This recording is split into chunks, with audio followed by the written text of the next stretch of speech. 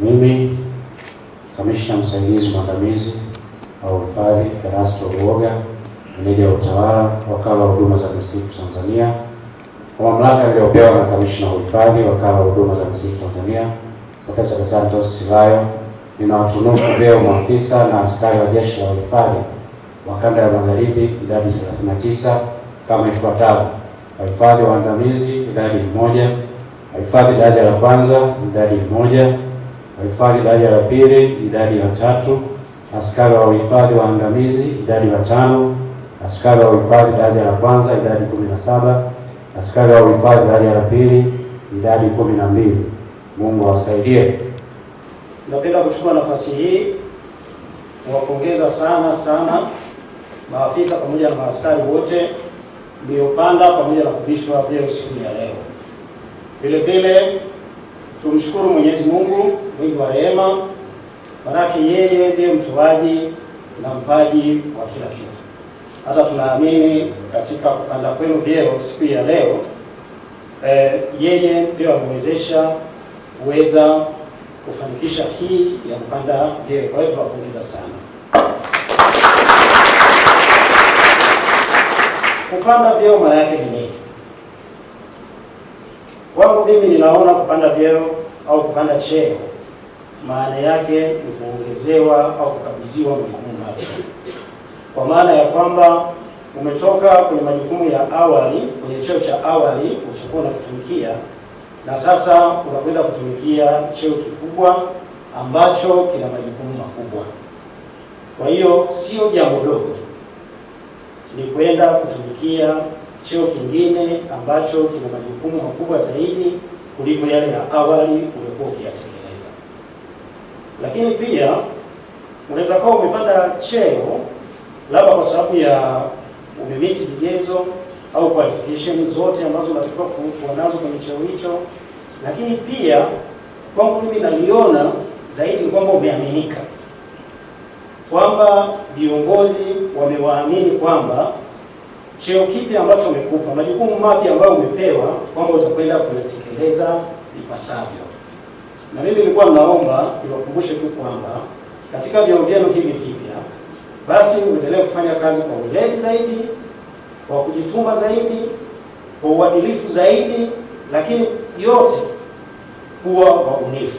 Hongereni sana kwa kupandishwa vyeo, kwa kubadilishiwa miundo ya utumishi. Hiyo ni matunda ya kazi nzuri, kazi ambazo mmekuwa mmezifanya. Kama alivyotangulia kuongea mwakilishi wa ZFCC TAWA, vyeo vinakuja na majukumu ya kiuongozi, kwamba nyinyi sasa mnaendelea kadiri mnaendelea kupanda, unapanda kuwa kiongozi.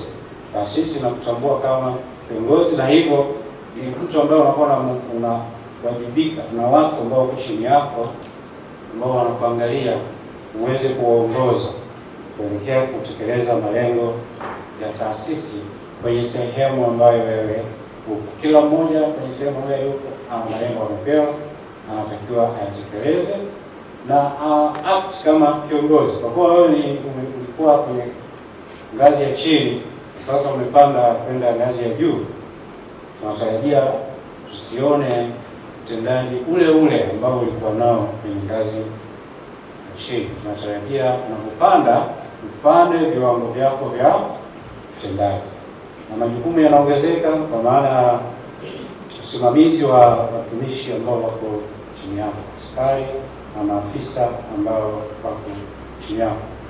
Tunatarajia uwe kiongozi bora, uwe mfano wa kuigwa.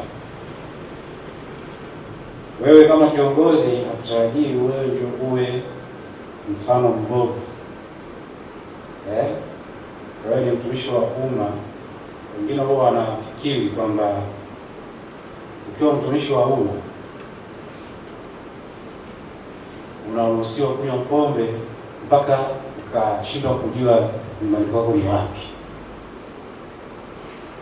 Ukiwa mtumishi wa umma, hilo ni swala ambalo halikubaliki. Linaangaliwa kama unafanya hivyo unaonekana umelewa na haujui nyumbani wapi, ikubidi ulale baa au ulale kwenye mtaa. Hapo ni sawasawa na ufedheha. kufedhehesha utumishi wa umma, unataka kufedhehesha jeshi, kwamba watakuwa wanaangalia pale yule ni nani. Wanaweza kutaka sikutaje jina, lazima yule ni mtumishi wa jeshi la uhifadhi. Unajua hiyo maana yake tayari unaipa sifa mbaya hili taasisi na jeshi la uhifadhi. Tuko pamoja? Kuzingatia maadili ya jeshi. Wewe ni kiongozi sasa, natarajia wewe ndio utakuwa mstari wa mbele kwenye swala la maadili.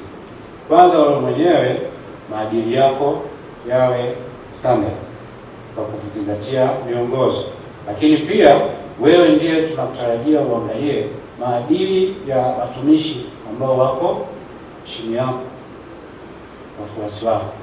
Wafuasi wako waende kwenye mstari ule ambao unatakiwa uendee. Tofauti na hapo, kama wafuasi wako watakuwa wanaonekana wanaenda kinyume na maadili, wakionekana hawana maadili, na wewe ndio kiongozi wao, ina maana wao wako vile kwa sababu wewe umeruhusu. Kwa hiyo utakuwa wewe pia huna maadili, ndio maana watumishi ambao wako chini yako wanakuwa hawana maadili. Kwa hiyo kwa ujumla tunatarajia umepanda cheo, na hiyo sasa unakwenda kuongeza ufanisi kwenye utekelezaji wako wa majukumu. Kwa hiyo uhifadhi unakwenda kupanda, sio umepanda wewe unaacha uhifadhi chini. Uhifadhi utapanda pamoja na wewe ulivyopanda.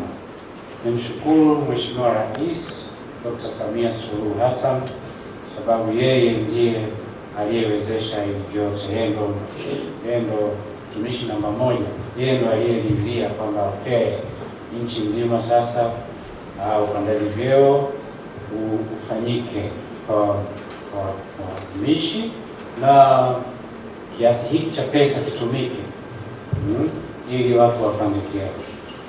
Na kipekee sana naona kama anajali sana jeshi la uhifadhi, yuko karibu sana na jeshi hili, kwa sababu naona mambo ambayo yanatokea kwenye hili jeshi ambayo yanaashiria kabisa kwamba Mheshimiwa Rais yuko karibu sana na jeshi letu na kupenda. Ukiangalia idadi ya watu ambao wamepanda vyeo ni kubwa, lakini ukiangalia idadi ya watumishi wa ajira mpya ambayo tumepewa kwa TFS tu, ndani ya miaka miwili tumetoa zaidi ya watu 900 vibali vya ajira, watu 900. Ni jambo ambalo halijatokea kwa muda mrefu sana. Na hiyo hii inadhihirisha mapenzi mema alionayo Mheshimiwa Rais na matarajio makubwa alionayo ya kutoka kwetu kwenye jeshi la uhifadhi.